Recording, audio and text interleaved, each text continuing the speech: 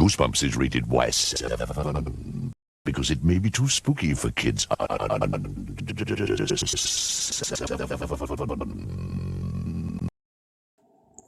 Hello, Goosebumps fans. So, I think I already said this once, but I'll say it again before I get into all this because, well, most likely you saw the post that I did maybe a few weeks ago or something where I actually watched all the DVDs, and, well, thoughts occurred.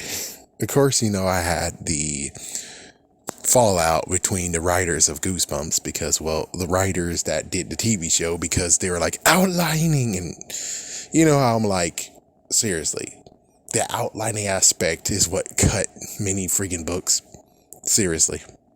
I mean, just for the 7th book, that's the only thing that I'm like.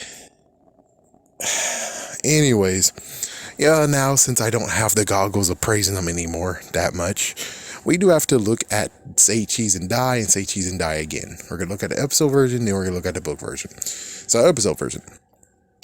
They kind of fucked themselves. And I mean, it continues to be the thing of where they continue to fuck themselves, and it sucks. So how they fuck themselves? Oh, very easily.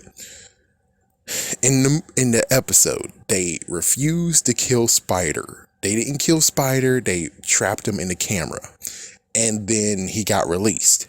So that means that in the sequel, the second chapter of this, or the second book of this, in the book, he's dead. So that means that, of course, they're able to do that. Of course, the camera's gone, or the camera's still down there. It's because Spider can't actually protect it anymore. Not to mention they found it and they threw it in the trash. Okay, so in this version, in the episode version, Spider is alive, but we don't know where the hell he is. And I thought he said he was going to protect this camera and make sure that he doesn't go into anyone's hands at all. But here we are, where he's nowhere to be found. The camera's right there. I would figure he would lock it away. I mean, we could say, oh, he's doing his old freaking vacation. Spider gets to have vacations. And I'm like, no, he doesn't.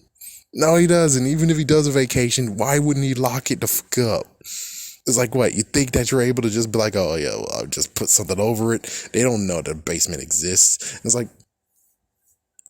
what? It's like the owners have to know that there a basement exists. It's like, what the frick is this? And not to mention the security guards are like, hey, who are you? After that. So it's like, dude. I would love to say that, okay, well then they started the new fun thing of where it's like there could be different universes. So we have the first one that was in one universe and the second book's in the second universe, but it's like, nope, they flash back to the previous one. And they show Spider. So it's like, we could have easily been like, oh, well, Spider's gone in this version. It's like, no. Well, I guess you could say he's gone. They could say that Spider is gone. But then why in the world did he shout Spider if, he technically died in this universe?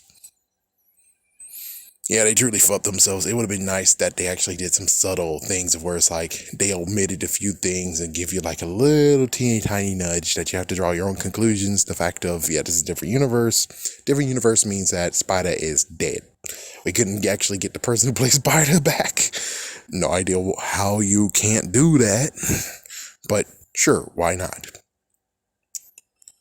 Now, the thing that I'm going to repeat is that when it comes to the book version, and it also leaks to the episode, you make the main character dumb, like extremely stupid. You knew that the camera does some messed up crap, and yet you went for it. I would have preferred the fact of where, his friend did it. So instead, his friend is the one. The friend is like, I have a funny one that's like a crazy freaking thing, and then he just basically did it, or he could actually just plagiarize. Asked his friends like, oh yeah, about that camera, what happened now? So he actually wrote that report. The guy doesn't believe him, so he has to go get the camera this time. And even though, he's like, his friend believes him, he believes that changed his life, it didn't change his life. So he's like, oh, well, I can get the damn camera. And, well, there you go, here's the damn camera. And hopefully I can, speed through this. It's like, it should have just been the friend. Because the friend was like, he didn't have any belief at all. And he was a flaker, especially in the episode version. It's like, what the frick? He should have been the one that got screwed over. He should have been the one that's completely dumb and doesn't know the thing. Instead, it should have been like Sherry and the main character basically saying, "No, you shouldn't do it. Why in the world do you have that?" And it gets even interesting in the very end, where it's like in the book version and in the episode. The camera has nowhere place to go now. Yeah, the camera, where did the camera go? He could put it back in the basement, but again, he's just like what happened in the first one where he said, "Oh, but it's going to go in wrong hands." And it's like, then what you're going to do? It's like, I guess what he should do now is make sure he has like some kind of lockbox and it buried in his backyard. But of course, we will never know what happened to that camera. And Earl Stein doesn't even tell us what happened to that specific camera. Instead, we get to have the cousin of that camera in Say Cheese and Die Screaming. Anyways, what do you guys think about this? Have a scary day, have a scary night.